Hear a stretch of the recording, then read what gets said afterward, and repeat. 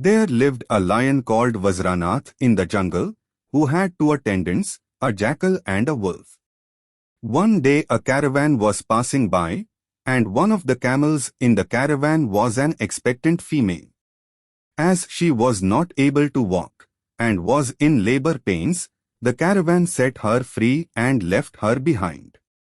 Within moments, she fell prey to the lion, and while the three of them were eating, they cut the womb of the camel, from which a baby camel came out. Since it was just a baby, and they already had a good meal out of the camel, the lion decided to spare the baby camel's life. He brought the baby camel home. The lion said to the little camel, "From now onwards you will live with us, and will have nothing to fear from, even me. I will let everybody know that you are under my protection, and you can wander about fearlessly and feed on the green grass of the jungle." From then onwards, they lived happily. The four of them would tell each other stories, and the camel was always found along with the lion.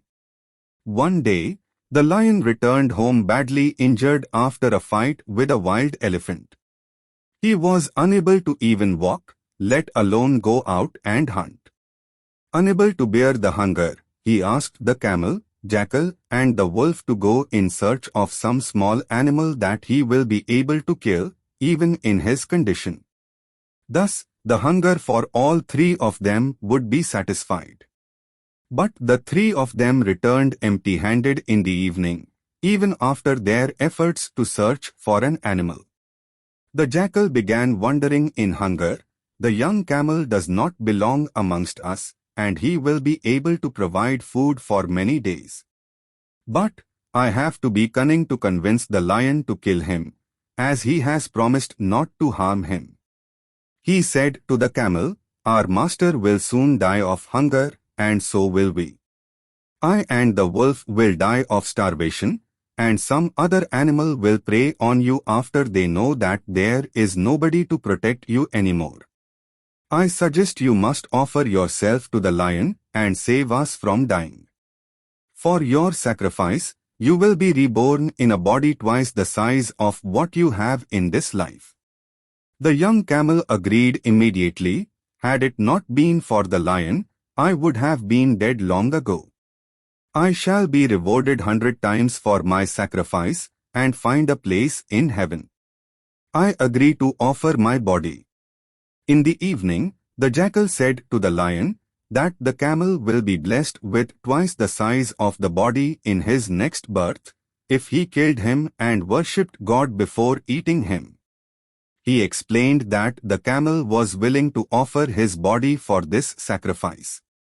The lion was convinced by the cunning jackal, and he agreed.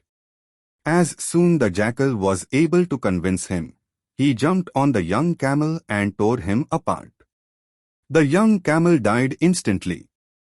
The lion remembered that he must worship before eating for the young camel's next life and asked the jackal and wolf to guard over the carcass while he returned. He then went for a bath and worshipped the gods.